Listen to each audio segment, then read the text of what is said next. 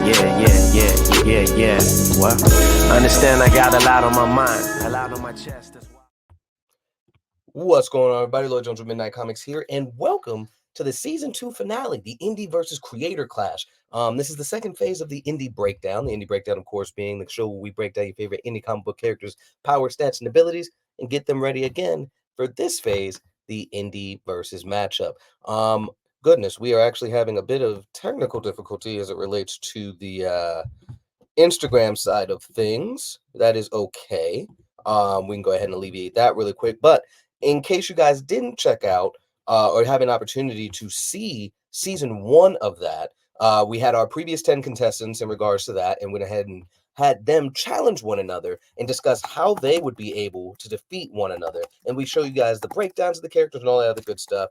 And then we also let you help decide what that looks like. Of course, a lot of the conversation is going to be guided by the creators themselves. And so once I get this going on the Instagram here, I'm going to go ahead and start bringing these folks on up. So again, apologies on that. Save changes. Boom. So now all I got to do, or should have to do, is hit the go live button there.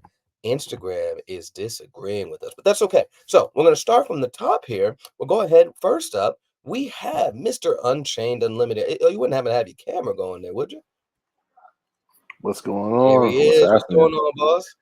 Not much, chilling, So really quick, and this is going to go for all the contestants that are in the waiting room as well. Let everybody know who you are, the company that you run or are a part of, and the character that we interviewed you about on the breakdown that you're bringing to the verses here today. Of course. What's going on, everybody? My name's Nathan Rouse, aka Mr. Unchained Unlimited, the sole proprietor of the Idleverse, and today I'm representing Jupiter Man, the protector of Mwapa. Outstanding. All right. And then next up, here we're going to bring another contestant up really quick. What's going on, man? Hey, man. What's up? How's it going? So same thing. Let the folks know who you are, your company, and the characters that you're bringing to the Indie Versus today. All right. My name is Rodney Jean Etienne. I basically represent Isorod Studios, and I put out my comic books, Rush, Parallels, and Blue Jay and the Rush under the Powerverse label. Basically, my two characters that I'm having in the Indie Verses are Blue Jay and Leopard. Basically, a power couple. These characters were three of the first two of the three of the characters I created for my verse, and somewhere along the way I decided like they'd make a good couple because they're kind of like the Batman and Catwoman of my universe. But okay, that's how it basically works out. Outstanding. So really quick, I'm not sure if you guys had the opportunity to I know of course we have our group chat if you would, but we're going to start from the top here really quick. Of course, as more people come in, we'll start asking them the same questions. But we're going to start with you, Nathan. What character out of the group that you've seen, do you think Jupiter, or you in particular, want to see Jupiter Man fight? Do you think who do you think he can beat, and how? We'll talk about that. I believe that Jupiter Man could beat Luna. Luna, okay. And so with that being said, we'll play the video Luna so that everybody watching knows exactly what Luna can do, and then we're gonna dive into what you think Jupiter Man is gonna be able to do in light of that as well. Rodney, we'll ask you the same question here in just a moment once we play Luna's video.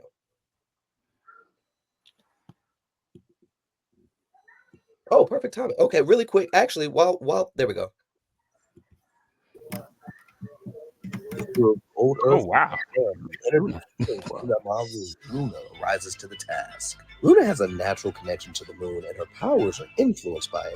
As the story progresses, her abilities associated with the moon evolve. Luna gains the ability to control water, reflecting the connection between the moon and Earth's oceans. Luna can emit a ceoplasmic biofield from herself, resembling a sphere or cloud. This field was described as being something as an impenetrable force. While not fully developed yet, Luna has a connection to animals and has suggested that she may have influence over them in the future. Luna possesses physical strength described initially as peak human, and she is skilled in hand-to-hand combat. Luna's powers are dependent on her connection to the moon. If she's removed from the celestial influence, her powers may diminish. However, good luck removing her from all the moons in the universe. Let us know who you think can stand up to these characters here in the indie. So, with that being said, really quick, we're going to make sure to introduce everybody here in just a moment. Nathan, while we're doing that, I want you to kind of devise your kind of game plan and what you would do against Luna in light of what you know about her character at the moment. But while that's happening, we have two guests that just jumped on just now. We have 615 Comics. We have Concrete Comics representatives. We'll start with you, Malcolm. Go ahead and let everybody know. Of course, again, the company, I kind of did that on accident, my bad. Your name, the company, and the character that we interviewed that you're bringing to the verses here today. And then, of course, Carla, same thing with you once he's done. Okay, cool. Hey, what's up, everybody? I'm Malcolm, creator of 615 Comics. And the character that I'm bringing today is Avora Lee. Outstanding. And then, Miss Carla. How y'all doing? Good. So my name is Carla, aka Moon the Storyteller, and my character is Luna, the Queen of Maru. Which, of course, we just got a little tidbit just now in regards to what all she can do. We're going to come back around to you in a second, though. We're going to have Rodney next, though. Tell us what character out of the group of 10 this season does he think Blue Jay and Leopard could be? Well, I basically was looking at two characters possibly, but I was looking at the other team of heroes that were there. I think Delta Dogs. Well, we're going to keep it to season 2 this time, but that was season 1? Yeah, Slick, that was season 1. Yeah. Sorry about that. Because the thing is, I didn't know which ones broke down to which season. So who's in this season? So I just want to make sure. This season you've got Odina, Luna, Pinpoint, Avora Lee, Watchmen, Luna, Jupiter Man, Hotshot, oh goodness, Nia X, and Keone. Wow. I'm thinking. Let me just see.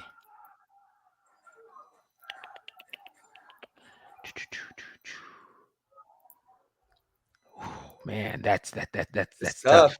That's real tough.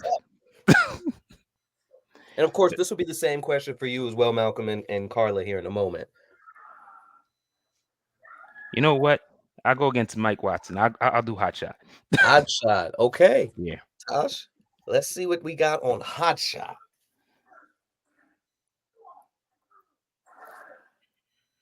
And of course, well, as we're waiting for that to play, of course, once we play this video, we're going to move over to Malcolm. And I want now that you know what he can do, let us know what the game plan is. And once we get through Malcolm and Carla and go back to Nathan, you'll let us know how you think that character really get the discussion going. Did it pull up, love? If not, I think I got you. All right, I got you. I apologize, y'all. I apologize. No worries. So I might have did the wrong video. All right, I got you. Hotshot. Boom. Here you go. Juggling his hectic life as an art student and struggling with the pressure of being a hero, Michael musters up the strength to press forward as the hero known as Hotshot. Hotshot has enhanced physical strength, allowing him to exert force beyond normal human limits. He has the ability to fly, utilizing super focus heat blast for propulsion. Hotshot has a heat detection ability, allowing him to detect the heat inside people similar to the Predator, which has aided him in various situations throughout his story. He has focused heat blast, essentially allowing Hotshot to generate super focus heat blast, which was stated previously he uses for flight, but also uses as a form of attack. These blasts can trigger explosions and are powerful enough to propel him over great distances. Hotshot exhibits resistance to explosions and fires. His durability allows him to withstand significant threats such as missile explosions. Hotshot also has a form known as the ignited form. Hotshot experiences a huge surge of power comparable to a raw version of Thor. This form is triggered in extreme situations, providing him with enhanced abilities. In this ignited form, he attains a heightened level of speed without the need for reactionary movement, because at this point, everything that comes within his vicinity when using this ability melts before it makes impact with him. When in the ignited form, Hotshot's flames become intensely hot and are described as white-hot flames. With his elevated power, he is powerful enough to propel an enemy from Columbus, Ohio, all the way to the Antarctic. Let us know who you think can stand. So yeah, he's pretty heavy. I am curious to know. Like I know. Well, of course, we'll see more about Blue Jay and Leopard in a second.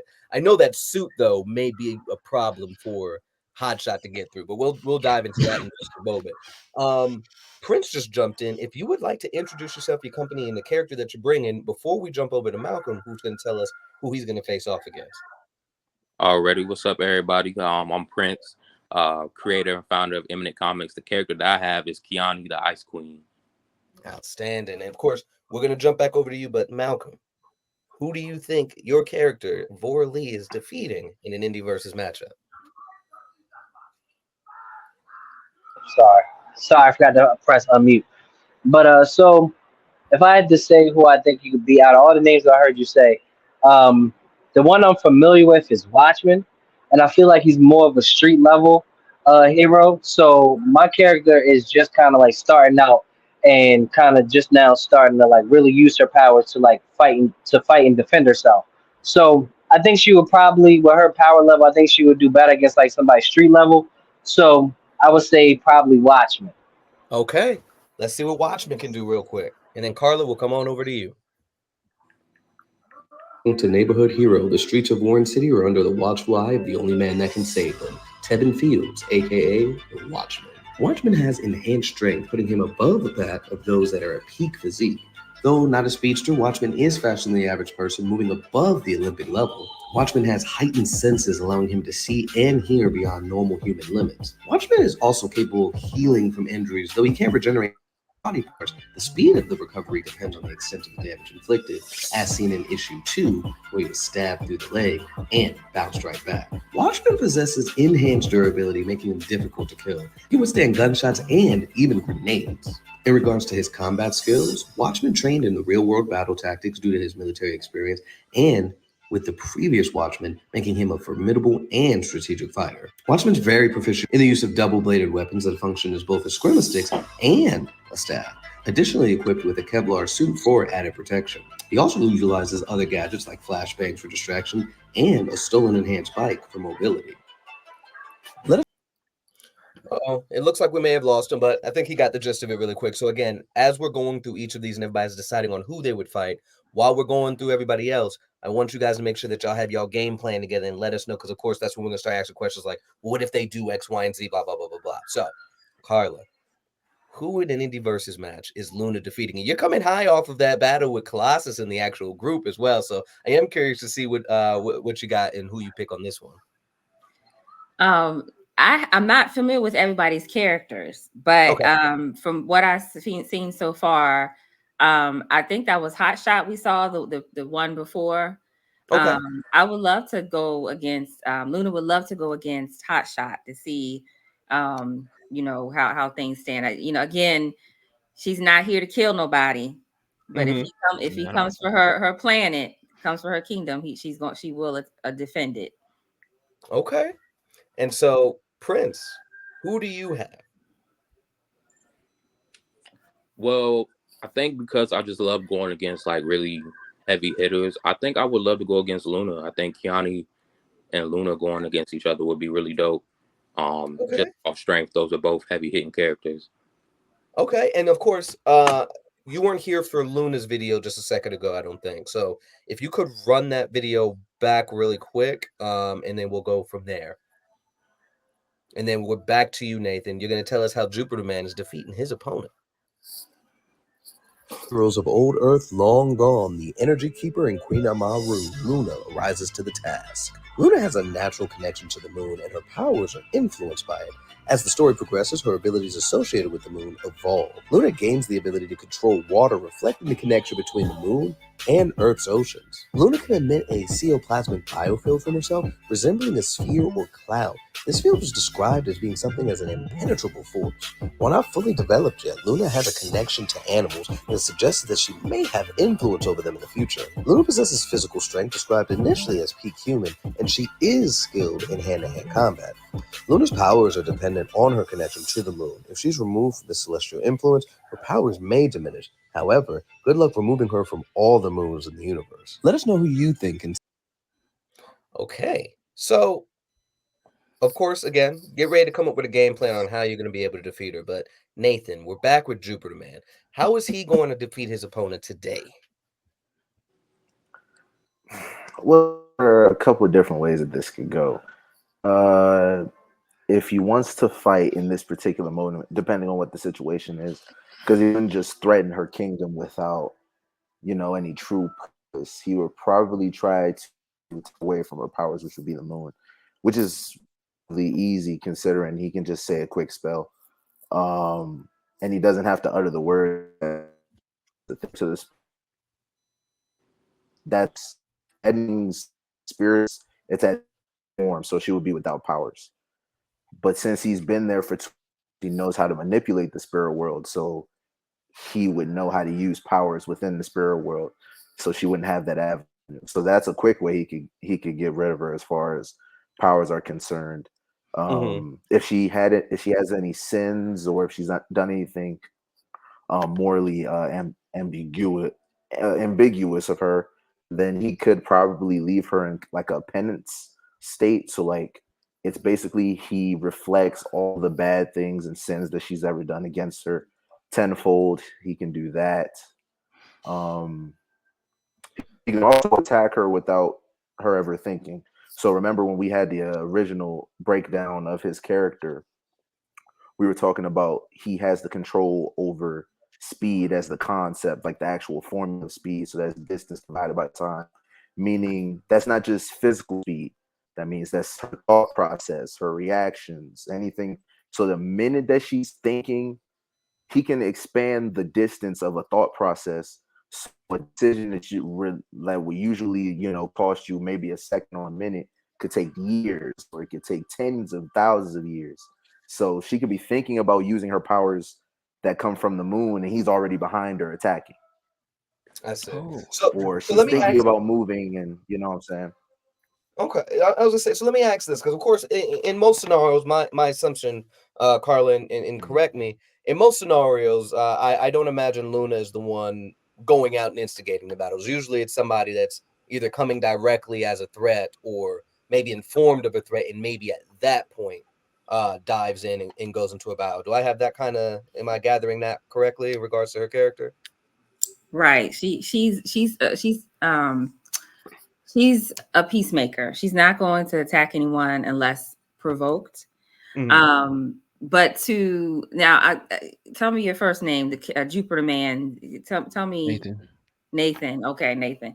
So how would you get past Luna's impenetrable biofield? Because she has a biofield that she puts up that it's impenetrable. Nothing can penetrate it.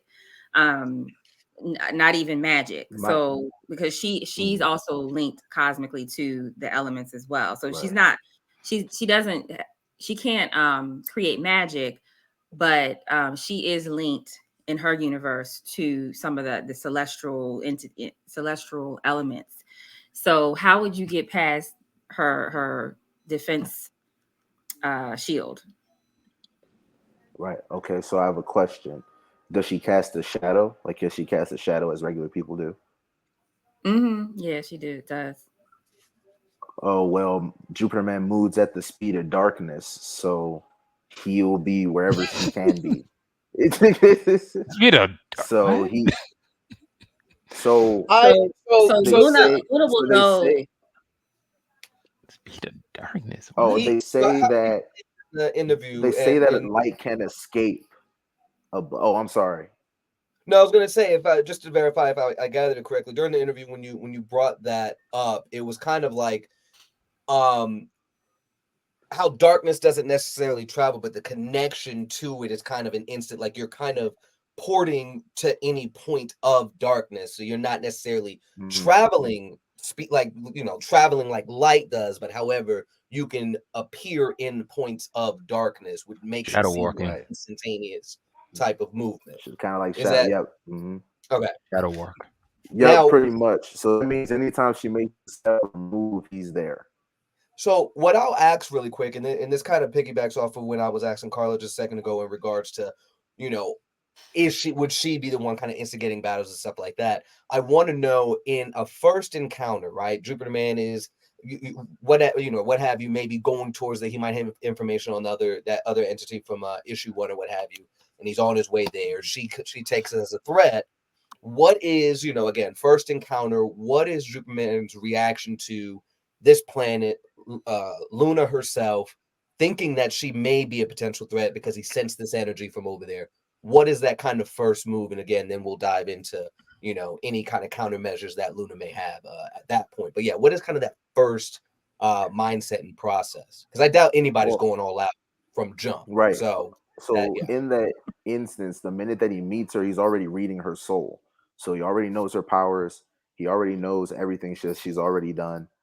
He knows everything about her already, just off of first glance. Because being Okay. connected to the spirit world is being connected to all spirits. So he already knows everything about her. That's one. Two, it more or less falls upon purpose. Like, is her purpose to protect her people? Is her purpose to, like, what is her purpose within creation and existence? Because if it is to protect people, then alternatively he's not going to, like, trying to destroy Later. her or her planet. Yeah. He more or less is going to try to incapacitate her or separate her from her powers for a short period of time, which is why the spirit world would be a thing. He can engulf the entire planet in the spirit world if he wanted to, just off of the case that, so he has sun manipulation. So if you use your powers, he can take the refraction of the sun off of every moon that you use, and he'll just power up too. So it would be like you have somebody that can stop at the drop of a dime. He can follow you wherever you go. Whatever decision that you make, he can expand it to, like, exceedingly, like, long lengths. And on top of that, he doesn't have to fight you to win. He can just take you to his plane. Secondary question for you, and then That's we'll pretty we'll move heavy. to Carla. That's The pretty heavy. Yeah, Yeah. yeah. So I See, want that's to why I ask didn't about pick the him. spirit world because in regards to issue 1, we kind of see him either go into a cave or kind of isolate himself, and then he enters it. Can you dive into that again as far as he is in issue 1? Of course, this is just a disclaimer. I think I may have said it in the group, a disclaimer in regards to the official show. We can only use the stuff that's canon to what we've seen in the books that are out so far. So I want to dive in deeper in regards to the spirit world conversation, because in issue 1, he isolates himself, and then we see kind of that kind of transition and stuff like that in there. So does he have to isolate himself? Does it take him time to go into that, or is he able to kind of just do that instantaneously? Like, hey, I'm in the middle of a fight, or where, even in the middle of this conversation, say conversation, you try to talk to Jupiter Man. In this instance, and again, talking about how he can, the formula of speed and time or what have you, would he be able to kind of hyperbolic time chamber his soul essentially and have entire conversations and experiences in mere instances in the actual time? When he first went there, he had to go into the cave because he didn't understand the magic and everything at first. But after being there for about 200 years and being taught by a mystical entity that just exists there, he now Mhm. knows how to do it at the drop of a dime. He can say this quick spell or think it, or he can just, because what the spirit world is everything encompassing. It's heaven, hell, it's Tartarus for Greeks and Romans, it's the underworld. Like, it's literally everything encompassing it. But what locks us to it is our DNA. So, like, for Native Americans, it'll be the spirit world. For Christians, it'll be heaven or hell. Like, it depends on the dichotomy in which you move, and also what you're connected to as far as heritage and culture. So for him, he became in tune with it quickly because his mother taught him what the spirit world was when he was a child. He just didn't know it existed. Okay. So yeah, he's really connected to it now. So he can just, whenever he wants to, he can go. Carla, talk to me. All right, impenetrable, seoplasmic shield. Of course, I know that she can expand it out quite far, but in regards to potential counters and stuff like that, as she carries herself, is it always kind of projected outwards in such a big manner? Or is it kind of always coating her in a way like a Green Lantern's energy kind of coats him when he's activating his powers or in space or what have you? It depends on the circumstances. Right now in her story, she is learned. She in issue 2, we'll see more her of her that shield expand. I'm just gonna put it like that. I see. Eventually she will use her shield like a weapon. Okay. Now I don't know how it would operate in the spirit world. I've never thought about that before. And to be fair, now the battle wouldn't take place in the spirit world. I believe that's just an instance into which Jupiter Man can access in regards to gain knowledge or what have you. Do I have that correct, Nathan? Well, he could said take her. He could take her or the whole her. planet there if he Yeah. wanted to. Yeah. Right. Okay. So I don't know how her powers would work in the spirit plane. I don't know. Well, let me ask but this: if she's removed from the moons, does she automatically lose all of her abilities, or does she still have some, at least some latent connection or stored energy within her? She has a reserve. I mean, she just like with any superhero, if you take them away from their source of power, they just can't power up. You know, they can't eh, go to those heights. You know that the peaks of their powers. They can't go there, but she will still have a reserve. But I don't know how. I've never thought about what she would do if she was in some type of astral spirit world. You know, I don't know. So I think it sounds like Jupiter Man though is also a peacemaker. So once he realizes Luna's intentions, I don't think he would harm her. You know, but if for some reason he misunderstood her, she would try to defend herself with her shield, because I don't know. Again, I don't know if I don't know how the extent of her powers in the spirit world. I've just never thought about that. Okay. Now, is the spirit world so far removed from what we understand the concept of reality to be that nothing works exactly the same? Is that how the spirit world Yeah, even it's beyond, because it's my concept of it is, well, my concept of my universe in its entirety of what if we're all correct. So like, what if all parts of our heritage and culture, some way and shape and form, is connected together? So the spirit world is basically everything that you believe in and more. It's beyond comprehension. So you going there, one, her powers wouldn't work because she wouldn't be there. Her spirit would be there. And since her spirit is pure, it's absolved of all, it's absolved of all powers and deeds done on earth in your physical But wouldn't presence. So it would just something be that's her. innately a part of her still be something that she can utilize even after, or even in that Only realm? only if she was in only if she was in realization of that. The real thing that keeps us up, that keeps us from using our true potential is actualization. So if she can't actualize that she's in that plane right now and she can use her powers, then she won't have the opportunity to. And her body will be trapped in like a husk on the physical plane, and her spirit will be whisked away as only a part of herself in the spiritual. Okay. Okay. Carla, we have atomic manipulation. Have we had the opportunity to really dive into that by the time of issue 2 at all? And if so, no, not quite. I see you shaking. So you're not going to see it in issue 2. You'll see it in issue 3. Okay. Because I'm scaling her powers, you know, with each issue. But atomic manipulation, basically she will be able to use her shield to manipulate someone's atoms. Okay. Again, so again, she's not there to kill anybody, but she will stop someone from hurting herself, her family, or her kingdom.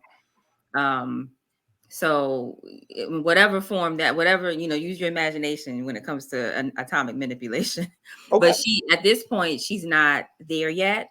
But when she's in full, she manifests fully, she'll be able to manipulate her opponent's atoms. Okay. And let me ask this, and then we're going to move on to Blue Jay Leopard versus Hotshot here in a second.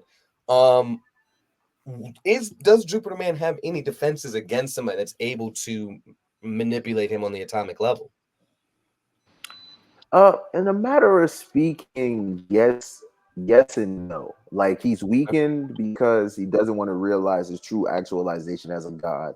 He doesn't want to do that, so he's still kind of weakened in certain points. So depending on how strong the atomic manipulation is, it could work. Yeah, it could work. I can definitely see it working, but ultimately he would come back. So say if it was to like an exceeding level and he just deteriorates, he can rematerialize himself because he would be left to spirit, and then he would just self-actualize and reactualize in the physical realm. So he'd bring himself back to life. So let me ask this then, because of course we're talking first encounters. So Right. with two things here, you of course both of characters are, like you guys both said, are peacemakers to a certain extent, right? And so neither one's really going all out. However, I would dare say Luna has a bit more motivation because regardless of where everything's at, there's still the matter of threat to her people and that concern. I want to know, again, he's not going all out because again, whatever that, mindset or what have you, and he's not trying to fully actualize himself as a god or deity yet. So again, that first encounter when he's coming in and getting ready to start this battle, and of course, take into account about issue 1, what is he normally coming in at, right? What is his kind of gauging strength? Obviously, he's not coming down with the universe busting attack straight out the gate. What is that first move? What is that first attack? Let's conflict. They misunderstand each other completely. Conflict. What's the first move? And then we'll go back to Carla. Immediate response to that, and then we're moving on to Rodney. I know I said that for the previous one, but I want to know what's that first move that he's gonna do. This is wild. This is very wild. But since he already know her moves, he would probably try to destroy a moon. So even with their kind of initial understanding that they're kind of peacemakers, but they just kind of, I still don't like the fact that you just rode up on us, and then there's still that initial conflict. He's gonna be like, nah, I'm destroying this moon. We're done. But yeah, the way he sees it is if he destroys this moon, then that would force her to get off of her planet to see what's going on in his mind. It might not work, but he was like, okay, so if I destroy this moon, she might come off of this planet because I don't want to go on the planet because I could destroy the planet. So we need to do this fight in space. And now, immediate response to that, Carla, what is Luna doing? And then again, we're going to move on. What's your immediate response to he destroys a moon to kind of either lure you out or an attempt to depower you? Well, I will. Luna will still have powers, but unfortunately, she's going to be on a kind of on a clock, a ticking, clock, because her powers will eventually wane because she doesn't have that connection anymore. So she would meet him out in space, and she will try to move him. She will try to direct the fight because at that point she will be fighting, and she will try to direct the fight towards some other moons that are in the galaxy. So she can definitely she can fly. She can tolerate the air in space. There's no air, but she can tolerate all of that. She will try to direct him towards other moons because as long as she has a moon within her sight, she can pull from it. Okay. So, but she's gonna be mad. She's gonna be really mad. And once she finds a moon that she can pull from, she's not gonna pull her punches. She's not. She's gonna try to kill Jupiter Man because she's that upset. Yeah, so that's a whole moon. Wow. And the rest of you guys, feel free to. You guys can ask questions as well. Okay. You have them. Yeah. Would Jupiter Man be able to reform the moon after he's destroyed it? He'd probably give her so he'd probably give her a new one. He would probably give her he would definitely give her a new one. He's not destroying it just to be like, oh yeah, I'm gonna lure you out. No. He'd give her a new moon. That's what I was concerned about. But yeah, sure. Okay. Then yeah. Blow it up. Okay, we can start the fight and fix it later. Right. Okay. So that was my only concern. But yeah. Any other questions as it relates to that there between the two? And again, hold on. That's what I was thinking. Okay, no more Miss Nice Luna. He's being out of pocket. So yeah, we'll parking lot that one there. And of course, just to reiterate to anybody that's watching, of course, the group here, at the end of these conversations, we're going to roll the randomizer wheel that includes all 10 of the characters that's part of season 2 to get that official matchup in which a scenario will be written out based on all the information that you guys have provided via the interview, the breakdowns that we've done, and of course this conversation here. And again, that'll determine who wins, and then that's a whole nother conversation. But anyway, Rodney, this one's gonna be a little, and this might be shorter. Mike Watson's not here, FSK Comics, for Hot Shot, But of course, we'll talk to the best of our abilities about the character. Tell me, how was Blue Jay and Leopard stopping Hotshot?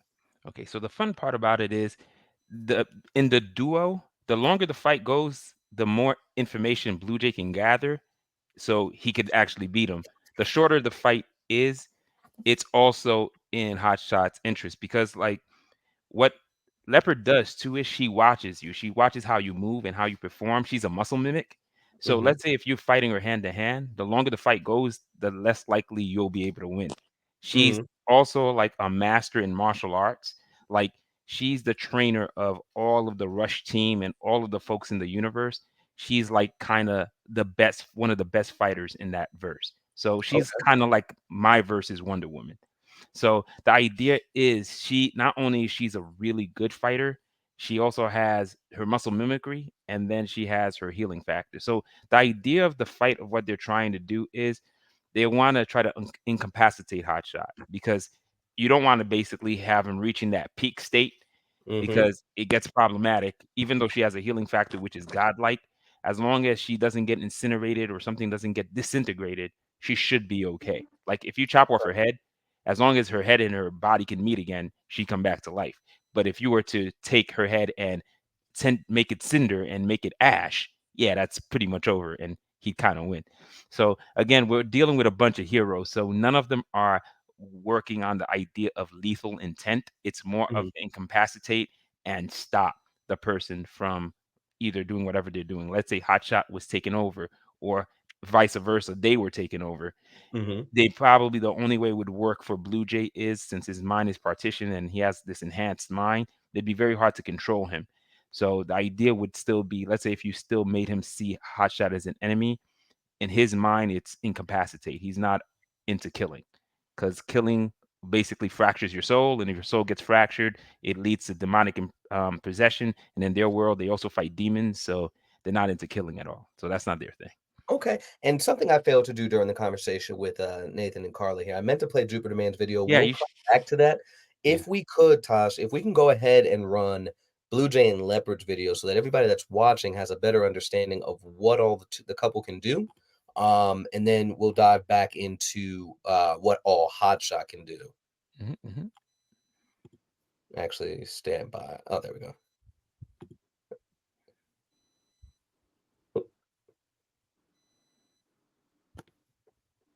Bringing new meaning to power couple, Blue Jay and Leopard rush into action across the polyverse. Blue Jay possesses heightened physical attributes, granting him remarkable strength and agility. He can perform feats requiring substantial physical prowess. While not explicitly stated to be superhuman, Blue Jay has notable speed, capable of keeping pace with moving vehicles and executing swift movements. Blue Jay can perform impressive leaps covering significant distances with a single jump. This ability allows him to traverse terrain quickly and efficiently. Blue Jay's mind is partitioned, enabling him to focus on multiple tasks simultaneously.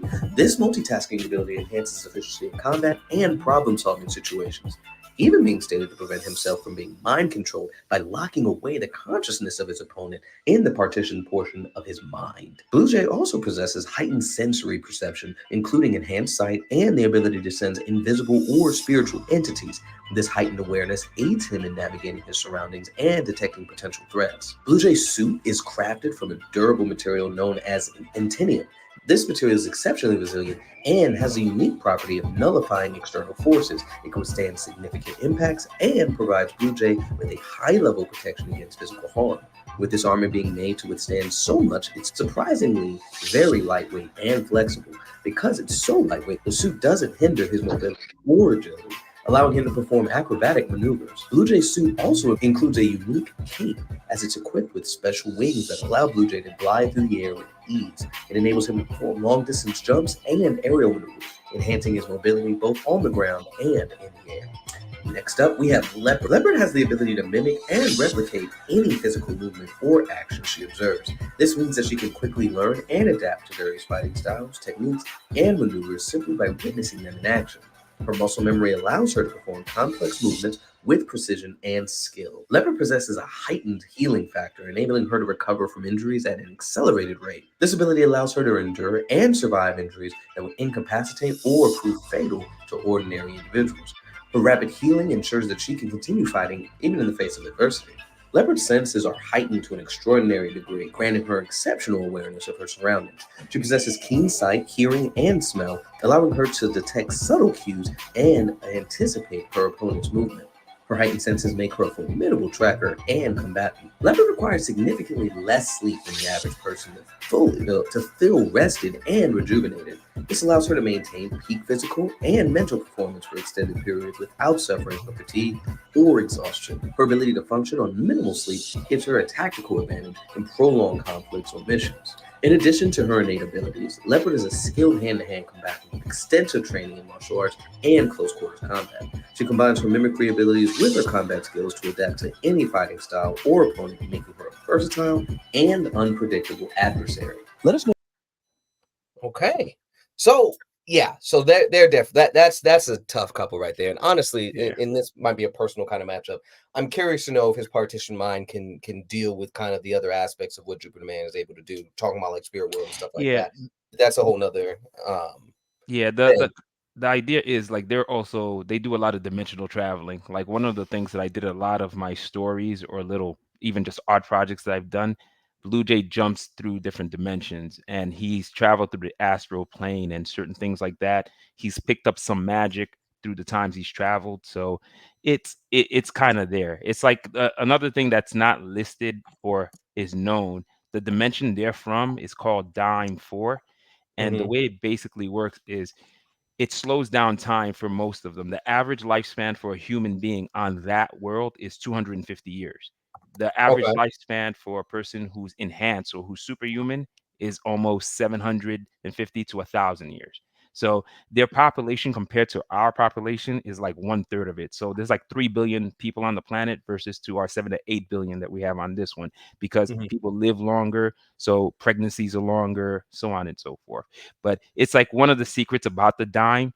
Like if they travel to another dimension and they spend a year on another planet, another dimension, when they come back, it may be like a week or two, maybe a week or even a few days have passed since they left. So there's a Interesting. time dilation between their dimensional traveling and their coming through. So I've had situations where they're older than a lot of the people that they've met. Like he's met a character called Pencil Man when he was Hmm. 28 years old. Blue Jay's like 32 now, but Pencil Man Oh is like 18. Within the story, I've actually had them age up because I had a quantum event happen to them called the matter density wave from the willpower storyline, nice. and it Okay. changed their world. So everything got changed. A lot of their timelines got phased together, and a lot of the stories that I was doing, I reset it on issue 2. So that's Okay. pretty much how it works out. Now, Like, and as I said, unfortunately, this one's gonna be a little bit shorter because, mhm, mhm. as far as my understanding is, as it relates to Hotshot, his strength only really got up to Spider-Man levels of strength, in which, of course, what we know about the suit is able to kind of repel the fire blast that he was able to take Yeah, on as he'd be well. able to absorb it, and Leopard would be able to heal almost any fire damage that she take almost instantaneously. So Yeah. that's the reason I chose Hotshot. The idea I'm still thinking about is they want that fight to be quick because they're Hmm. not trying to have a long fight where Right. he gains into a Thor level power level. Right. That's not good.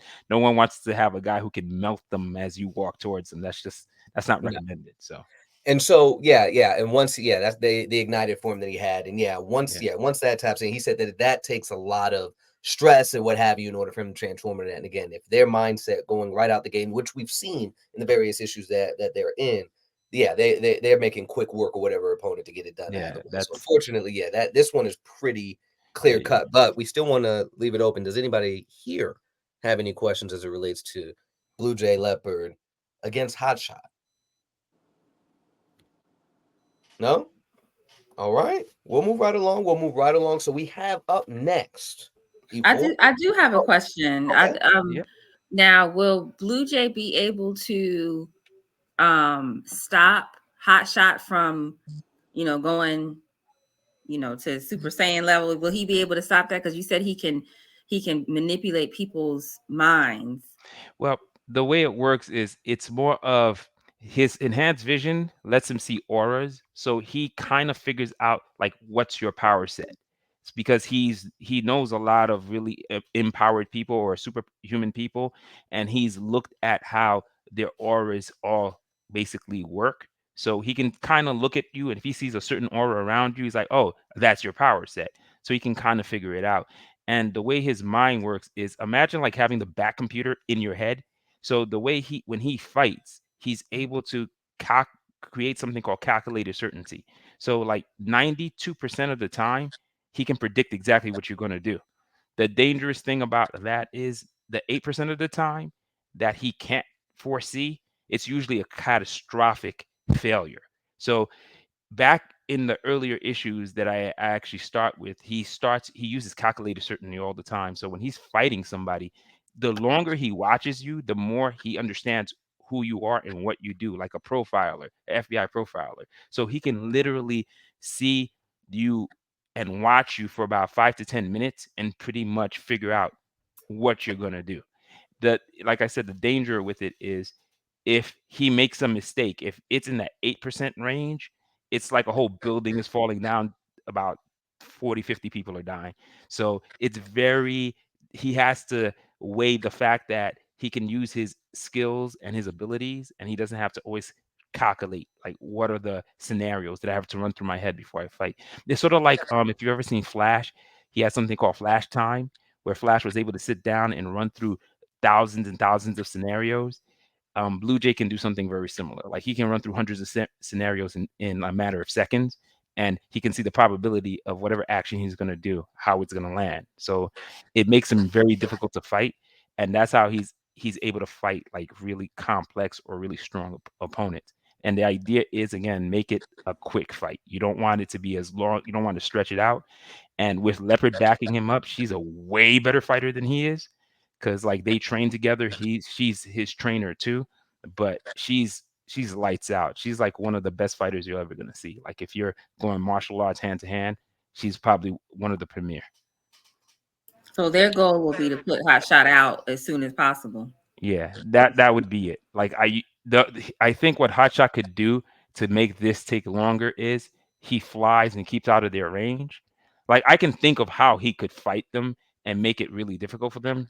All he has to do is fly, because they're even though Blue Jay could make a jump to catch him, I don't think he can maneuver while he's jumping. So Hotshot could probably move out the way.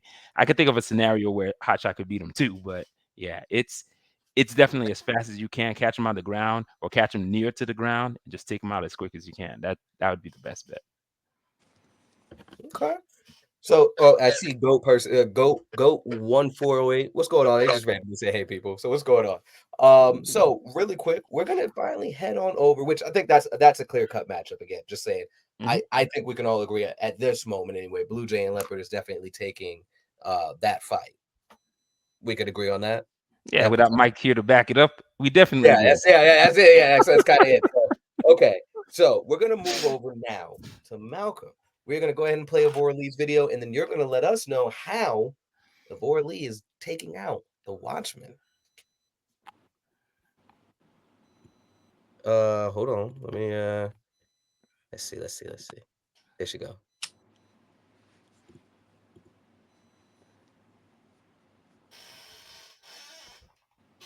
Uh-oh. Okay, with her parents seemingly abducted, the new breed of human, Avora Lee decimates everything in her path on a quest to find her family. Evora can generate energy, particularly in the form of pink waves, that allows her a host of various abilities with them. She has the ability to pull in the energy around her and manipulate it. She could shoot pink energy waves from her hands and eyes, and she has the power of flight, enabling her to move through the air, initially only solidifying her energy and jumping off of them, but eventually uses it to propel herself through the air. Using her energy power, she can make herself stronger, potentially allowing her to lift heavier objects like cars. Though she's no speedster, her speed is impressive. Evora possesses heightened speed and reflexes comparable to a level slightly below Spider-Man. Also, her powers are influenced by her emotions, and her anger can enhance the strength of her energy beams. Evora has a boosted healing factor, allowing her to recover more quickly from injuries. Let us know who you... Okay, so let us know. How's she defeating Watchmen?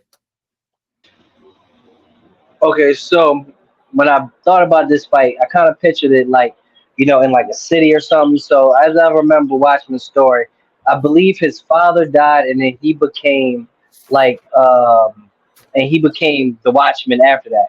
So Correct. I was thinking the way the fight could happen, right? He could be looking for the people that like killed his father or was associated with that, and then my character could be looking for her parents at the same time, and then they kind of looking for like the same person, and then they meet up and they think that each other is the reason for the like parents being missing or parents dying. So like they get into this fight. So I definitely wanted to make it so like they were like out for blood for real. So I think that like so the fight would just be better. So I think that he is really good with hand to hand combat. So I think that would be like kind of a fault for my character. So she would try not to let him get like super close to her, so she doesn't have to like fight him hand to hand. Because I believe if they go hand to hand, he would beat her hand to hand. But Okay. both of them have like enhanced endurance, so the fight probably gonna be long. It's probably really gonna be long. So I just think that in the end, her having abilities and powers, especially with her as the fight goes on, she's gonna get angrier and angrier and just mad that she has to go through this fight when she's just trying to find her parents. Hmm. So I think that she'll get stronger and stronger, and then if he even tries to get close, she'll use her energy beams to basically knock him back and basically knock him off his guard to the point where she can just start just punishing him with energy beams. You feel me? And then he just knocked out at that point. Okay. Now I do remember from the interview with Lyle in regards to Watchmen, he's able to withstand blasts as strong as grenades. Is the pink energy or the energy that Avorley is utilizing able to generate energy that comparable or stronger than that of grenades? Yeah, definitely. So I think as the fight goes on, like if like I said, with her like getting angry and her like power starting to like get stronger, I think definitely as the fight goes on, because like I said, it's gonna be a long fight. So I think as the fight goes on, she'll get stronger to the point where she can, bypass the fact that it can take like a grenade and then basically hit him with enough energy to the point where he can't take it anymore. Okay. Now let me ask you this. So of course we normally see him utilizing like a bow, what have you, or a staff, if you would. Um, what kind? Obviously, we talk about stamina. She's strong enough, but in regards to durability and stuff like that, how much kind of punishment can she take, and how much is that energy protecting her defensively? So my character really she can make like energy around her body to where it stops her from getting hit as much. But also, like I said, his hand to hand combat is I think the biggest problem. So I think if he's able to like really get close to her and like make it be like more of like a hands on fight, that he could knock her out. Because really anybody could just it's not about like killing somebody, but somebody could just get knocked out easily. Like somebody could literally you can hit somebody in the ear and their equilibrium could be knocked off. You feel me? And they Mhm. just fall. So I think if he gets close and he can like use his hand to hand ability, that's really going to be a problem for my character. So I just think that she wouldn't allow it to get to that point. And if he did get close, she would just use her energy beams just to back him off at least far enough to where she could make it like a long, like a the fight more about like a distance than up close and personal. Okay, and of course, what we've seen by the end of issue one, she's not necessarily flying with it, but she can kind of use this energy as kind of stepping stones to get further and further up into the air. Correct? So, like, would she? Right. Okay. I think she definitely could use that, but also I think that putting herself like I said, like she propels herself in the air, and I feel like doing that will put her at a disadvantage for real. Because like I said, like Watchmen, I remember reading his comment. I remember him being like in the army, and he could have, kind of like a counter for something like that to kind of knock her off her game if she was to get off her feet in the air. So I think that that would it could be an advantage, but I don't think it would be as much of an advantage as you think it would. So having read, obviously reading one and two of Watchmen, I I kind of gathered that he kind of got flustered by somebody that was able to keep up with him. We saw the battle between himself and Vel. Of course, we saw how smooth he was in his issue zero, issue one against your regular street thugs or what have you. But the moment he ran into Vel, who again very comparable in strength and in stamina, endurance, or what have you. He did get a little bit flustered, and then that's that bit where he kind of got stabbed through the leg and stuff like that. Do you think that would play a factor in how aggressive Orly is coming at him? And of course, I also want to dive into how strong is she going to be as she's getting angrier and angrier and fighting out of pure emotion? Okay, so that's actually a really good question. So, as I remember in his comic, he kind of was blindsided when he went up against him. Mm-hmm. So I feel like this wouldn't be more of a blindside to where, like I said, both of them are kind of looking for like he's looking for evidence from his father and she's looking for her parents. So it's kind of like he sees her like they. It's not like something that catching him off guard, you know. So I think that would. I don't think she would. I think that would help him more. The fact that he can like sit there and kind of analyze the battle for real instead of just getting caught off guard. But like I said before, like when you asked about like her powers and how she's getting stronger, so I think as the fight starts, especially with him being able to take like a grenade, she probably wouldn't be like pushing out as much energy from the start like that. But I think as the fight goes on, like she's just gonna get mad to the fact that like this is kind of annoying. Like you got to go through this fight, or the fact that she thinks that Watchmen is the reason her parents are gone. So I think if she thinks if she thinks that he's the reason her parents are gone, she's really going to push harder. But it's not going to be enough at the start to where he's getting hit like a grenade. Plus, he is really plus his reflexes are on point. So I don't think she's gonna be hitting him with a blast every time. You feel me? I think Mm-hmm. she's gonna be like shooting and he's gonna be dodging. So like I said, this is gonna be a long fight. So I think it's gonna take a lot for her to like really just first knock him off guard and then hit him with all of her energy. Okay. Dang, yeah, this is a toss up. This honestly can go either way. Does anybody else have any questions as it relates to these two? Because this one, not I don't want to say tie like off rip, but like this could literally go either way. I was wondering, has he ever heard of Pink Hammer? Um, because she has something very similar, like the Crimson Force. Like that's when you're talking about her powers, it reminds me so much of it.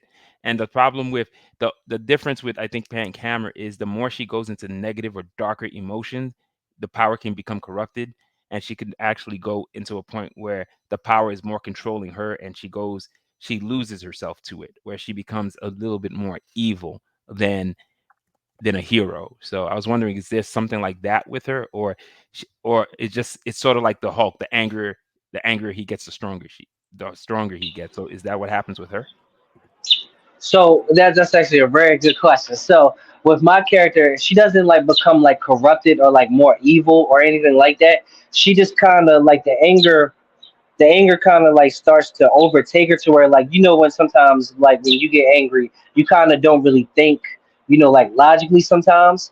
So like with the anger, like of course she gets more powerful, but she still kind of like starts to like lose herself and lose like not like lose herself but still like lose her rational thought like and Right. kind of just act out of anger. So but as like that kind of goes into like the story of my character, and like as she goes on she starts to learn how to like use that anger in a way to like fuel her powers, but still maintain in control.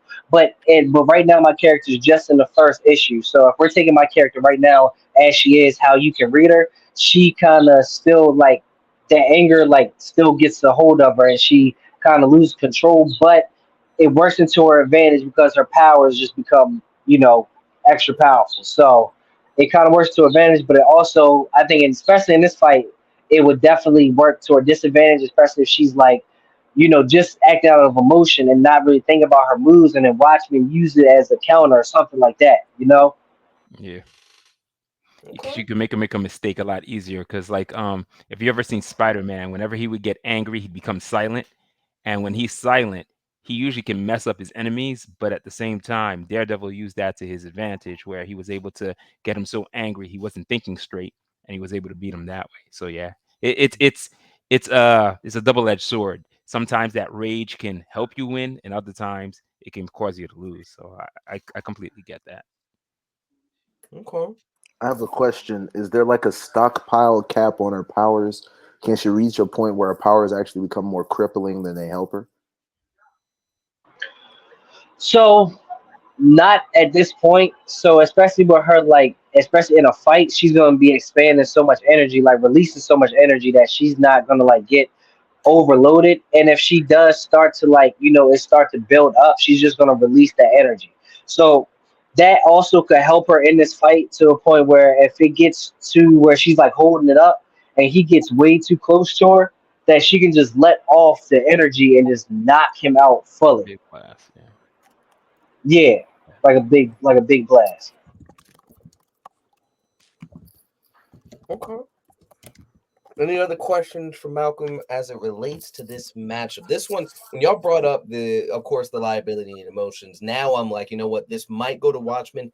Very high diff though, but this might go to Watchmen only because of that liability. I'm not sure where everybody else's mindset is with that, but this will again, this could go either way. I think me and Rodney talked about this before, where obviously this is a fun one that the writers could really like die. You just be like, okay, today Lee wins this match, or today Watchmen wins. But I think that in this case right now, as they stand in both issues, I might have to go Watchmen high diff though.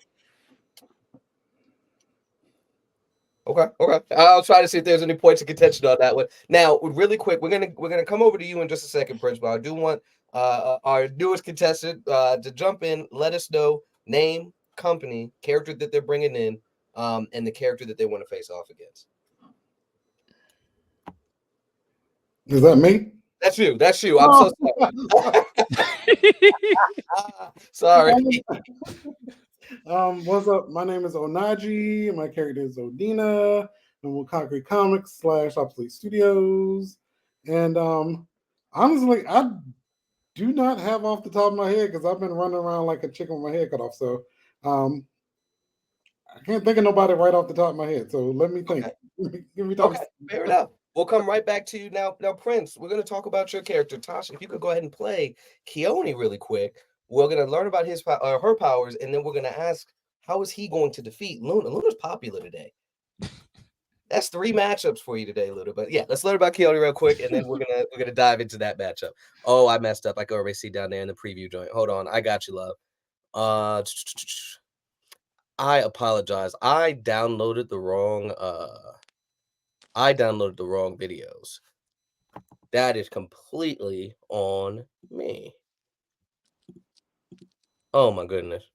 I tell you what, I have an idea. I will pull up. This is embarrassing. I apologize, y'all. No worries. Good. Live streams are tough, man. Keone, where are you? I had the short.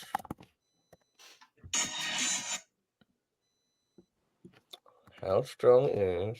Dang. Okay. I tell you what. Tell us how she's going to be able to beat her, and I will have that video pulled up by the time you finish discussing your battle plan, and then we'll have that video up for everybody to kind of start that discussion and stuff. Well, I think a good battle plan, just because from what I've seen and what I've read, Luna's not really the aggressor unless pushed to it. So I think it would have to be a circumstances where Keone pushes her to be aggressive. Thing with Keone, the Ice Queen, like I said in the breakdown video, is that's a mantle, and that's something that's passed down through her DNA, and it's a powerful mantle that is unlocked when she's really under a situation where she's about to die. And I feel like that would be her way of really tapping in and beating Luna.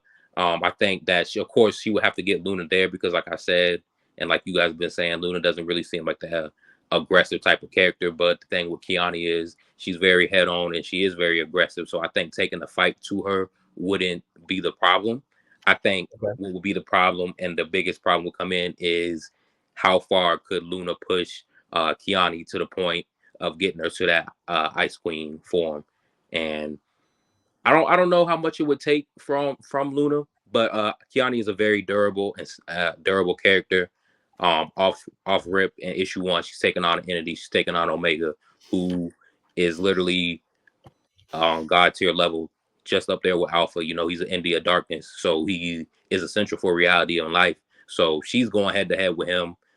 She can take blasts from him, and she can lift around 20 tons. So she's a heavy hitter herself, and her thermokinesis and her cryomancy is top tier. But I think what's her really slept on ability is her thermokinesis and ability to manipulate the temperatures and around her and in people's bodies. So I feel like if she can get a little hold and tap into that, where she's manipulating the temperature and Luna's body and slowly slowing her down, I think she might get her.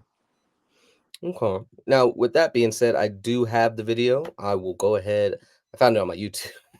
I was like, oh man, I can't find it on my computer. But here you go. Here is the breakdown on is coming when the Ice Queen Keone decides to let it all go. Keone's mastery over cryomancy allows her to manipulate and create ice at will. This ability gives her control over the battlefield, enabling her to shape ice into various forms for offense, defense, or strategic purposes. Thermokinetic abilities grant her the power to lower temperatures, making her stronger physically. This ability not only enhances her own abilities, but also weakens her opponents by creating icy conditions that hinder movement and dexterity. Keone's ice armor provides her with enhanced durability, offering protection against physical attacks.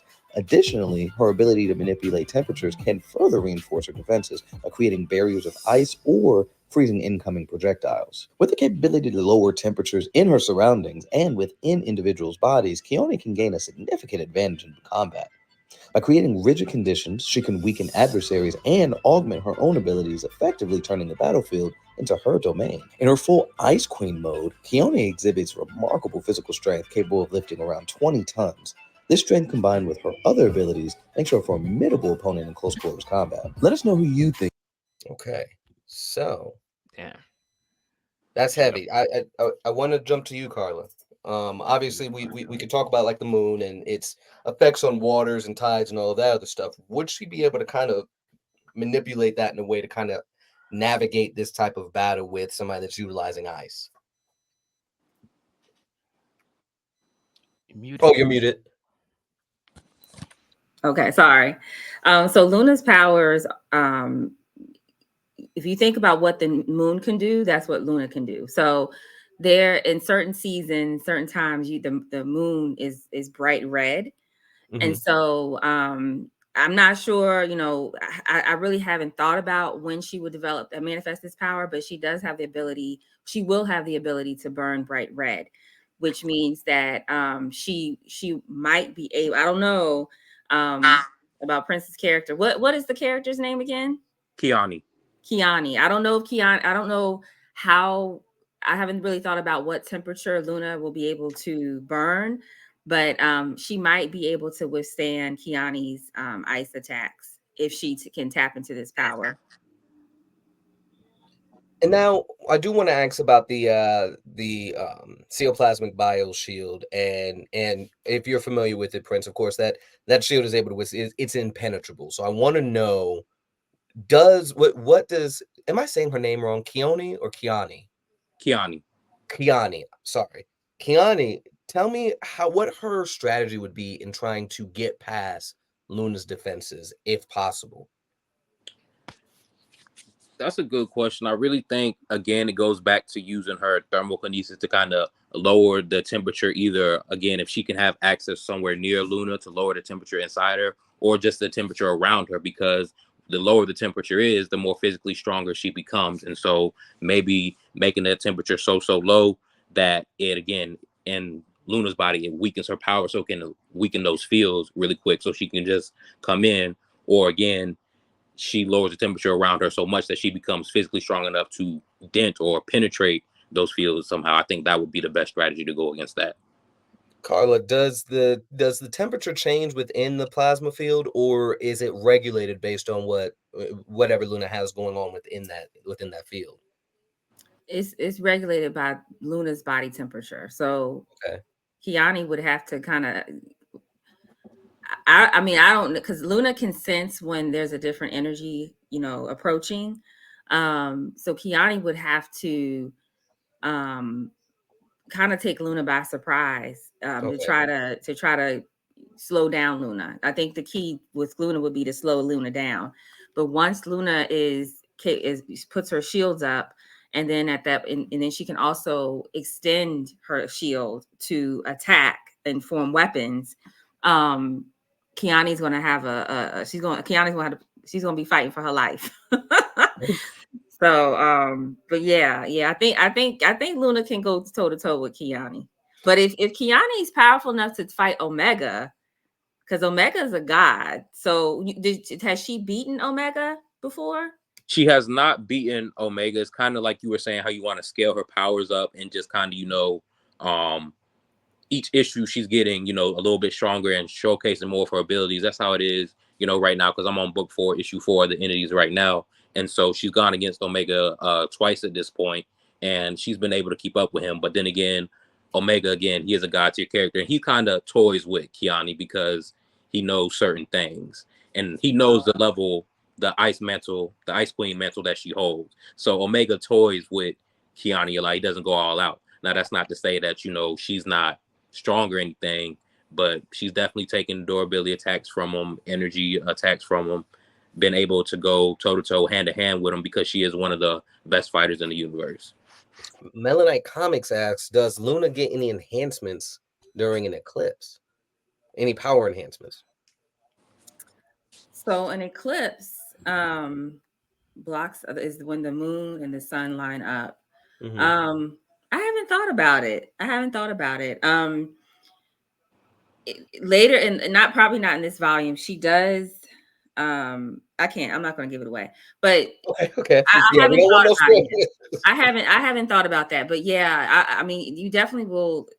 When the eclipse happens, the moon pretty much takes over, that part of the earth. So, I'm not saying she was going to get power enhancements, but you will see the eclipse at some point in her story and how that affects her abilities. Okay. So we'll see. But I haven't thought that far though of it. Okay.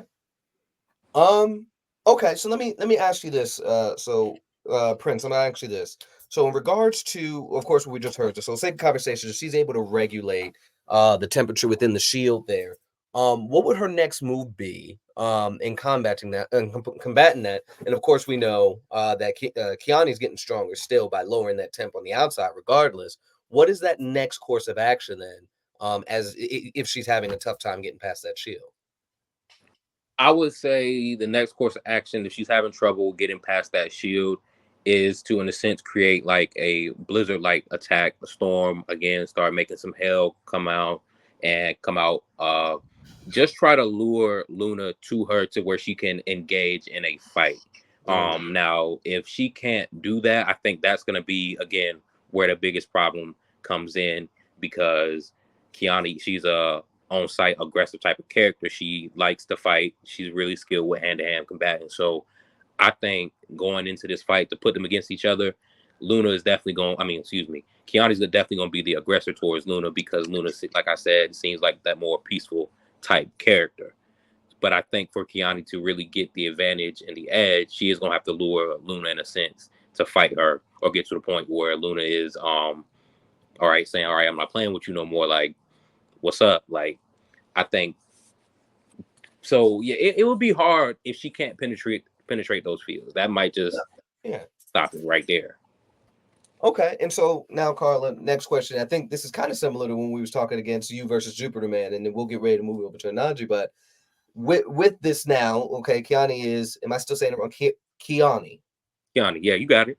Kiani is causing a blizzard. You see the effect this is having, or I keep saying you, but Luna is seeing the effect that this is having on the planet, and so on and so forth. What is her next course of action? She probably will try to she will definitely engage with Kiani and probably go hand to hand with her.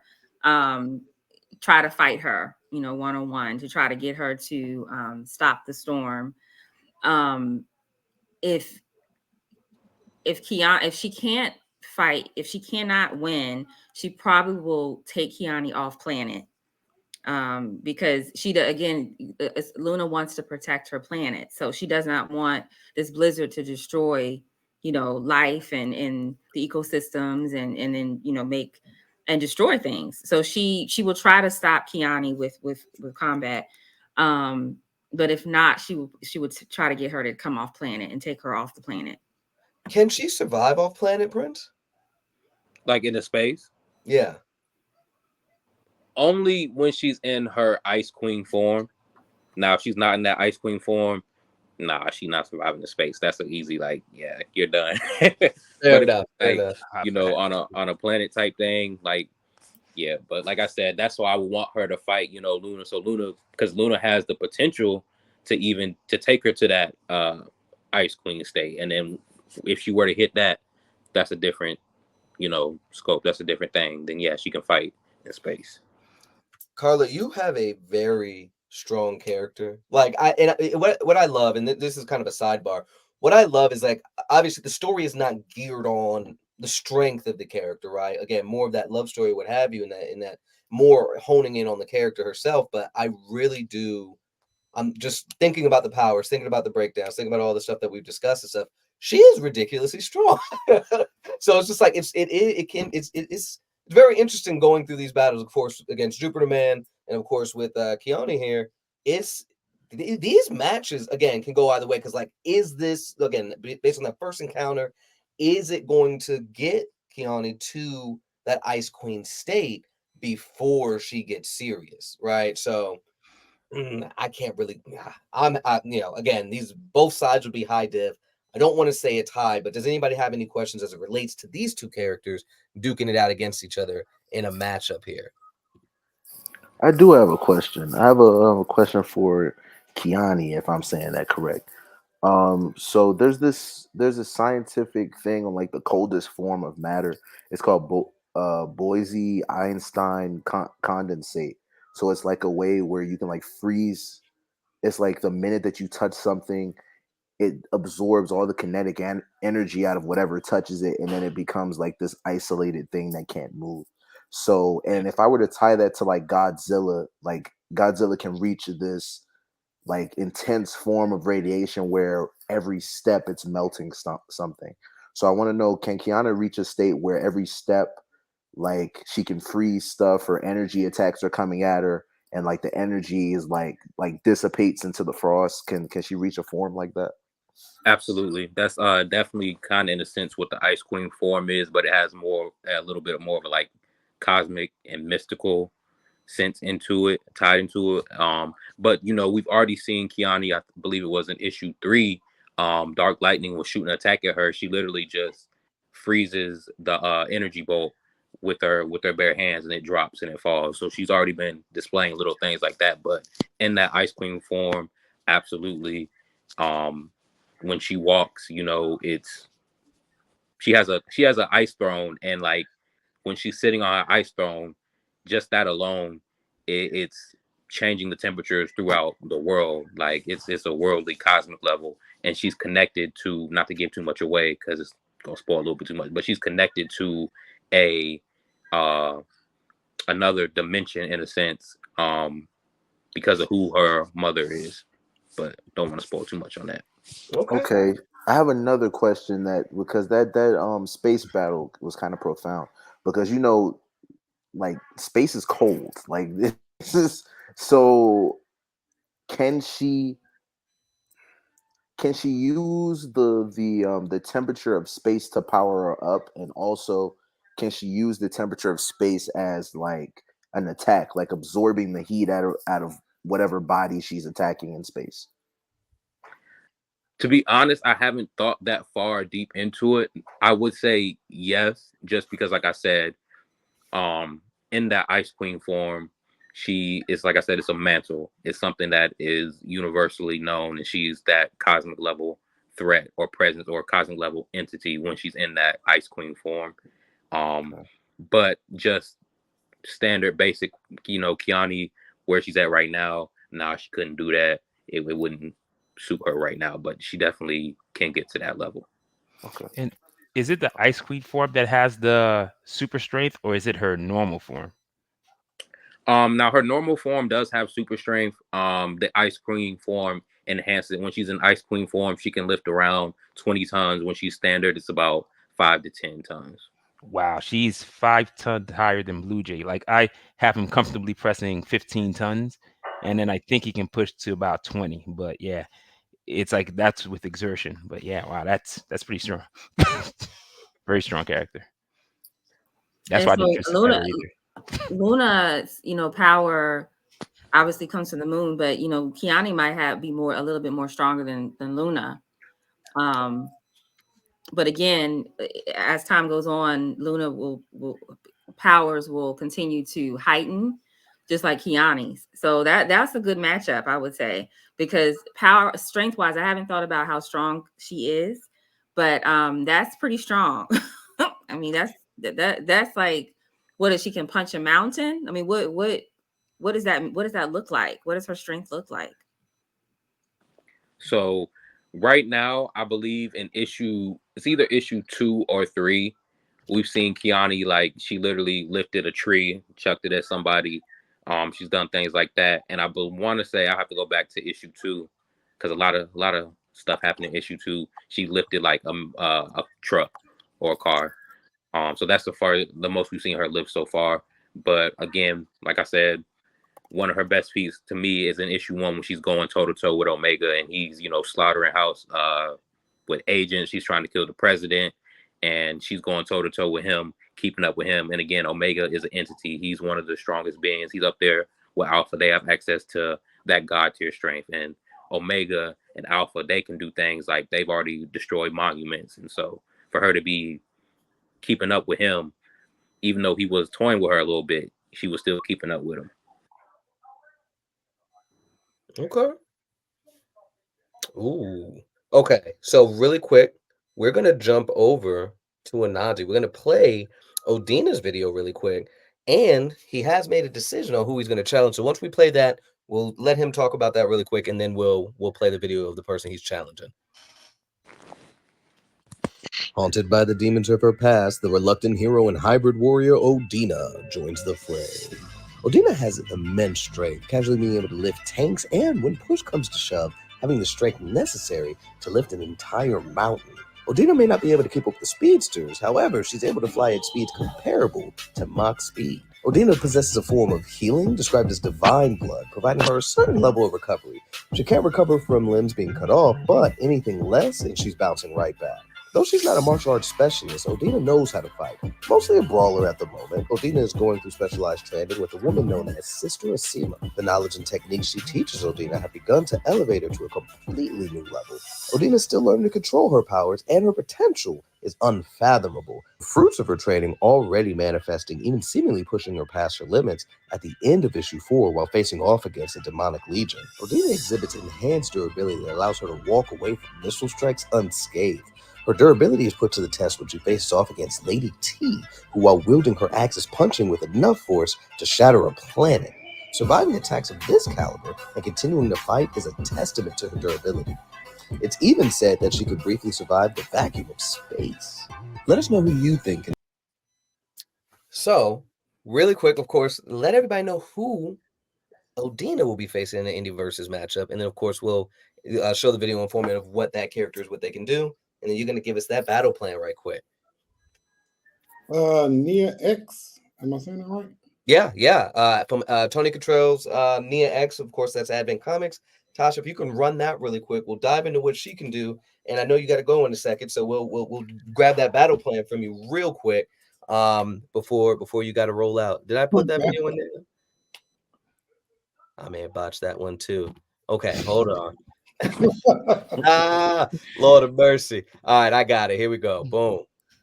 Nimrod, trained by Zulu and the fiercest woman on Earth, Nia is ready to conquer the battlefield and her next opponent. Nia possesses superhuman strength, estimated to be over 200 tons, allowing her to overpower opponents and engage in combat with formidable adversaries.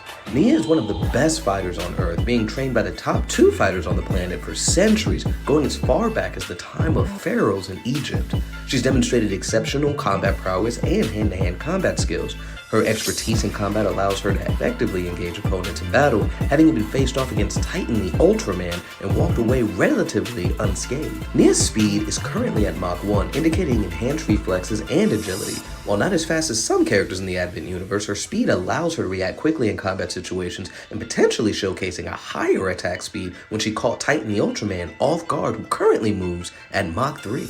Nia's ability to engage in prolonged battles for several hours suggests a level of durability that enables her to withstand attacks from superhuman adversaries, with her being able to walk away from punches from a character that's able to prevent entire realms from merging with his bare hands. Despite being at least 300 to 400 years old, Nia maintains a youthful appearance, described as being around 25 years old physically, and it's been stated that she is still relatively young in her abilities and still has room for growth, and with her consistent training will cement herself as one of the strongest beings on Earth. Let us know who you think can stand up to these characters here in the Indieverses, and check.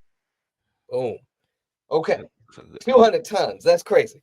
So Mach 1. Anaji, what is the battle plan? What is Nia X? What is Odina gonna do against Nia X? Oh, she getting that key of a tune, that X. She gonna use that weapon. I mean, if she gonna deal with someone as powerful as Lady T and like a godlike, she's gonna bring that weapon to the fight. Because even though Adina is a demigod right now, like spoiler alert, she's still dealing some damage on her own. But I think this is one of the things where she's gonna actually use a specialized weapon. We'll bring the weapon with her. Okay. And so really quick then, so now to give some more context in regards to Nia X, what we do see again, in a lot of scaling had to come from her battle against Titan the Ultraman, right? So of course, as stated, she's withstanding the strikes from somebody that's holding realms holding realms together and preventing them from merging or what have you, but also a character that's not getting hurt from like black holes and stuff like that. So I gotta know, with the key to a tomb, is Odina able to dish out strength comparable, if not stronger than that, of black holes? Oh yeah, it's pretty much on par with that when it comes to like reality warping type powers. Okay. In issue 5, you see Lady T use it to kind of summon the dead, as well as also kind of slightly open the realm. So yeah. Well, she also uses the blood of the divine to open an even bigger portal. So let me ask this. I know she's getting trained by Asima. Is what twofold question. I want to know first, Lady T, how long has she been a warrior? How long was she training for? So that we can kind of get an idea of scaling really Lady T to Nia X to get that idea of where Odina would stand against a character like Nia X. Lady T is pretty much over 1,000 years old. Like she's from the BC era.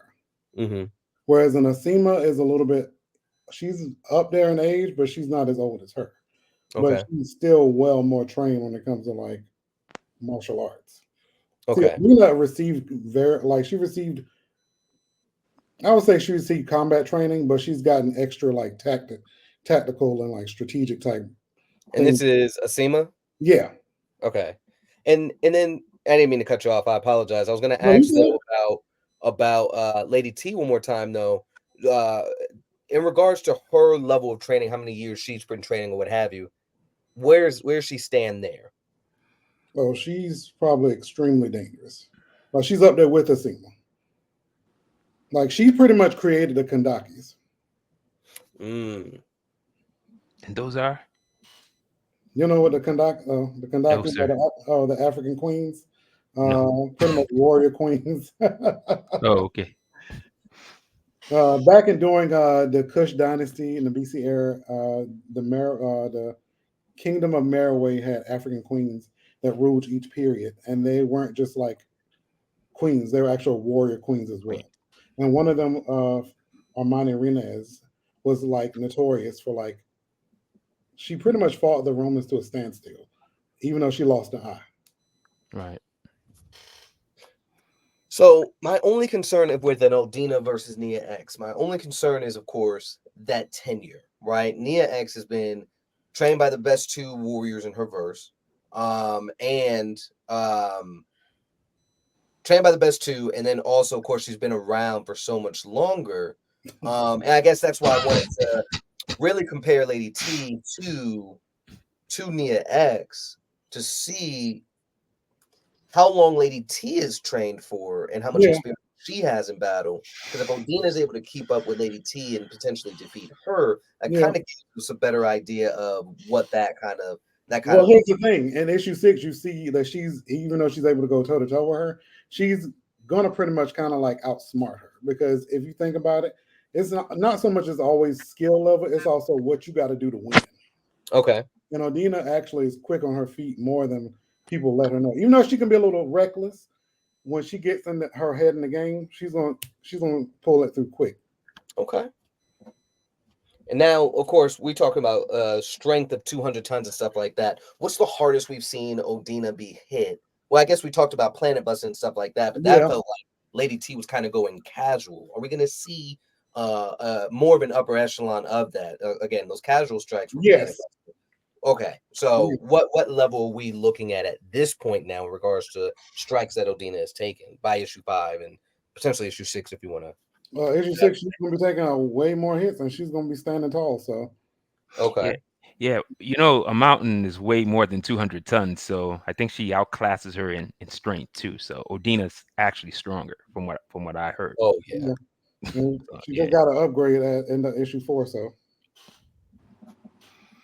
Now I know you have to go, so I'm not gonna try to talk your ear off here. So before you go, and this is gonna be for everybody here as well, we'll start with you, Onaji, and then we'll go in the order of everybody that spoke here. I want everybody to go ahead and share your social media where everybody can find and support you at, and then we'll get ready to start closing out here in just a moment. Yeah, sure. My name is Onaji Rouse. Social media is Obsolete Studios LLC. You can find me on there as well as also through the Concrete website. Shout out to everyone who came on tonight. Hey Prince, hey Carla, Rodney, Nathan, I guess he's not there, but he's dancing in the background.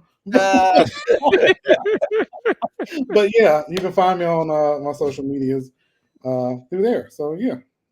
Perfect. And then we'll pick up here with Nathan, and then we'll. You can't, wait a minute. You forgot. You have to mention your project.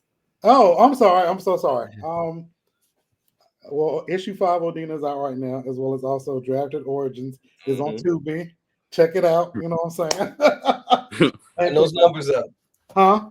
So run those numbers up. Exactly. Kandaki issue 1 is on Rodney. Kandaki issue 1 is on Concrete website. I'm gonna need you check it out. So that way, I will. I gotta get some funds together, but I will.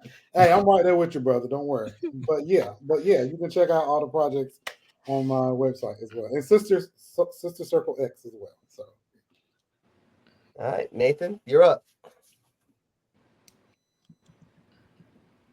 Awesome.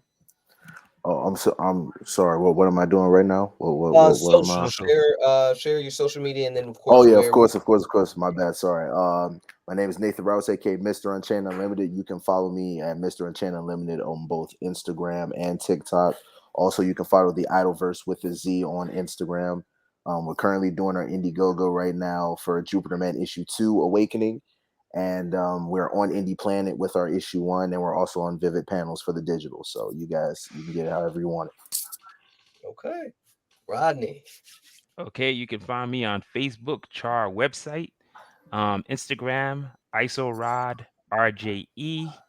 You can find me on TikTok also as IsoRod RJE, and I'm on YouTube at IsoRod RJE, or you can look for IsoRod Studios. I also do motion comics, and I did an animation. The animation you saw with Blue Jay fighting a character I created called Teardown. That took about a month to do. Constantly like working on that. But yeah, right now I'm actually working on Project November 3 for James Bethel. And then he actually wants me to do Captain Jamaica #3 also. I do a lot of the art on those stories, and I do script assist. Like I'll do dialogue, and he'll give me plots, and I'll kind of try to make a story from those plots. So that's what I'm basically working on. And Blue Jay and the Rush #3, I got to start working on that. And Rush Parallels #3, which is a series between each issue of Blue Jay and the Rush. There's a little book that I put out that bridges between issue 2 and issue 3. You don't have to read it, but it gives you more of a connection to the story. But those are the things I'm going to be working on for myself. Okay, Malcolm, what do you got?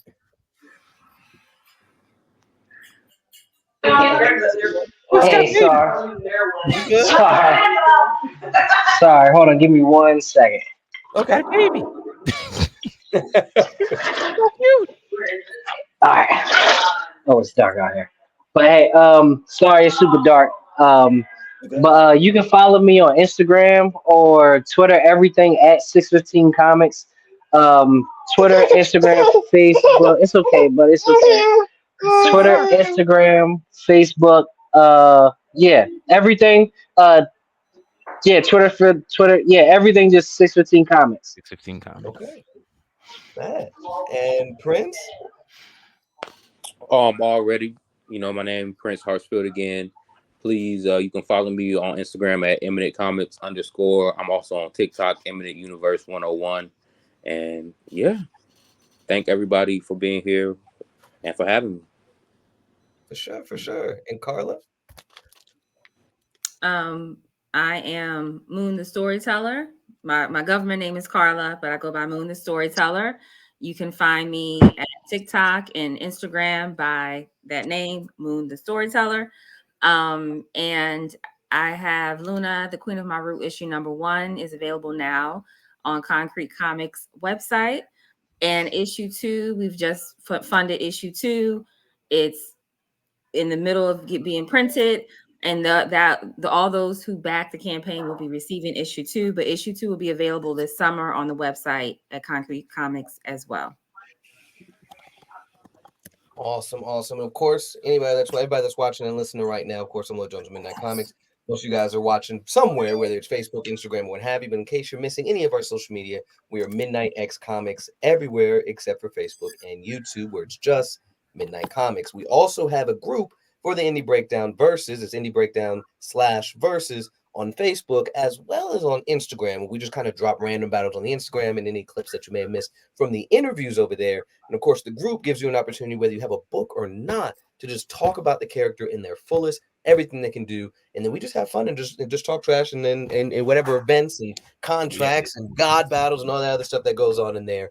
You guys can have that discussion, all that in there. So we are going to close up. I did tell you guys. Other indie creators, right.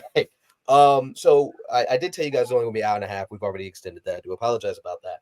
But what we are going to do in closing, we are going to go ahead and pull up the randomizer wheel to actually determine what the matchup is going to be for this season of the Indie Versus. Oh man, looks like I caught the last part. No worries, we will have this up soon. I'll try to have this up before the end of the weekend. I don't think anything requires much editing. I think our live streams go a lot better than the actual scheduled things at point. So I think it was fine. But these will be out by the end of the weekend, and we'll have it in the group, the Indie Breakdown group first, and then of course we'll have it pop up on our YouTube again, Midnight Comics. Let me see. So Tasha, if you could bring that up, perfect. All right, so the two that's going to be going against each other is about to be determined, and we'll go from there. Let's go ahead and spin that wheel. Let's see who the first matchup or first character is going to be in this season's official matchup. Next time I'm gonna have like neat music and stuff behind it.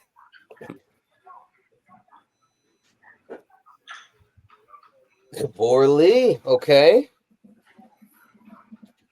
All right, first contestant of the official matchup will be a Vorley. So who do we have that's gonna be? Yeah, perfect. I was gonna say that too. All right. Now, if it ends up being a Vorley versus Watchmen, I'm gonna laugh. That'd be funny. Go ahead.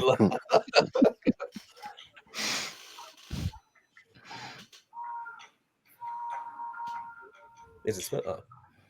I just realized I didn't put Leopard, but if it picks Blue Jay, you know that y'all getting the combo deal. Blue Jay versus Leopard. Ooh, oh man, that's rough. You might as well play that video now, Lloyd, because we didn't see that video. You might as well didn't just see the drop video, it in. ladies and gentlemen. So we is right, Todd. That's rough. Let's go ahead and get Jupiter Man's video up. I wouldn't have won that matchup. Yeah, no, not at all. I don't want that smoke. No, thank Ooh. you. I didn't want the Luna smoke. I didn't want the Jupiter Man smoke. None of that. The only smoke ain't that good either. Yeah, I don't like none of that smoke, man. It's all rough. So here it is, ladies and gentlemen. the video of Jupiter So Man. chaos and death, Jupiter Man, the man turned god, must decide whether it's his place to bring justice to the world or leave humanity to their own devices. Jupiter Man can manipulate time, slowing it down, splitting it up, and morphing it to his will. He can energize himself by absorbing sun energy from various sources, including other beings and plants. He also has an ability to harness every storm to ever exist in his universe. During his hibernative state, Jupiter Man traverses the spirit world, helping souls pass over. While in this phase, he's able to communicate with spirits of those passing and learn a number of techniques from them. It's been stated that this is where he learned his various fighting techniques when he spent over 200 years there. Jupiter Man's strength is notable, ranging from country to continent level, with the potential to impact the world. In space battles, it's said that Jupiter Man can crack space-time, indicating an extraordinary level of speed. Also alongside his speed, he could perceive and react to attacks at speeds just under the speed of thought. And Jupiter Man is also able to fight for hours, even days, without breaking a sweat. Let us know who you think can stand up to these characters here in the Indieverses, and Jesus. Yeah, that's rough. Jesus. Yeah, I'm getting smoked. I'm Yeah, getting smoked. So yeah, buddy. we'll, so we're gonna have a start over what that battle would look like, how it would go. Be on the lookout for that within the next couple weeks or so. Of course, we'll have this video up and live and stuff like that with associated clips. So this was season 2. This is season 2 finale, the creator class. I hope you guys enjoyed it. Yeah, I guess that's it. Yeah, this was good. Wait a minute. Hey, Lloyd, didn't we forget something? Wasn't Luna supposed to fight Hotshot? I apologize right there. Oh my gosh, thank you so much. All right, so I didn't know. She's good. She's good. okay. Fought like 3 people already. She's fine. Okay. Now, to be fair, just real briefly, I think that's an easy wash. That's easy for Luna right there, because again, Yeah. the scale in which her abilities are and the threats that she's going to be taking on, not only in her story, but of course the battles that we've already discussed are at a whole different caliber of that than what Hotshot's dished out. So guaranteed win there. No long convoluted conversation to go with there. Hey, Carla, you know one of the things she definitely gonna get? Gravity manipulation, because that's one of the things moons can do. So I'm pretty sure Luna can enhance her strength and fly and do a lot of different things based on just that because of the moon. Yeah, I didn't think about the gravity. Yeah, I thought thinking more of it, with water and her influence over water and how like the magnetism and stuff like that. But I definitely didn't think about that. That's definitely something that she can add later on. Yeah, because when I heard he destroyed the moon, he'd like create chaos all over the planet. That's why I was like, is he gonna put a moon back? Because that's rough. So Yeah. But it's interesting that some people will that was Jupiter Man's first, like, instead of just coming to talk to me and talk to Luna and try to fight her, take out your moon. He just took out the moon. That's like it was no warning. I was like, wait, we woke up, there's no moon. But that would be intense, dude. But yeah, this guys, again, thank y'all for coming on. Thank y'all for y'all's patience with me throughout this whole process. And one of these days, what I do hope to do in one of the future seasons, I want to bring. I think after season 3, I would love. This would be massive, and I'll figure it out and let you guys know. But I want to bring the 3 seasons, so 30 people. I think StreamYard allows up to 50.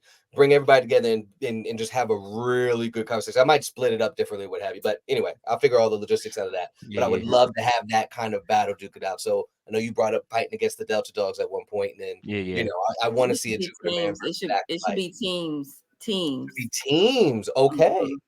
Ooh. Okay. I like that idea. I like that too, actually. Pick your dream team up right here. Okay. Or maybe how about a team of seasons? Like what we do is we bring in like some heavy hitters and some of the guys who may be street level, but with heavy hitters backing us up, we could actually contribute more to the fight. So seasons versus seasons would actually work out too. Okay. Between seasons. I like that. Okay. Look, and of course we have the group, we have our text group, and we also have the main the group on Facebook and stuff like that. I want to keep that conversation going so that we can figure out the logistics of that. I think that'd be pretty cool. Thank you guys for tuning in. I was about to start rambling. I'm not gonna do that. I'm gonna get better with that. Thank you guys for tuning in again. This is the end of season 2's Indie Breakdown and Indie Verses. Again, we truly appreciate y'all. I don't know if you're not a part of the group, you didn't get a chance to see the post that officially, as of this month, it makes 2 years of Indie Breakdown. Of course, its original iteration started in our What If Wednesday blog post and social media posts and stuff like that. But of course, it eventually evolved into what it is today. Thank you guys for your support and getting us to that point. And yeah, let's keep it going. Continue creating and remember until next time. Midnight is coming. We'll catch you then. Laters.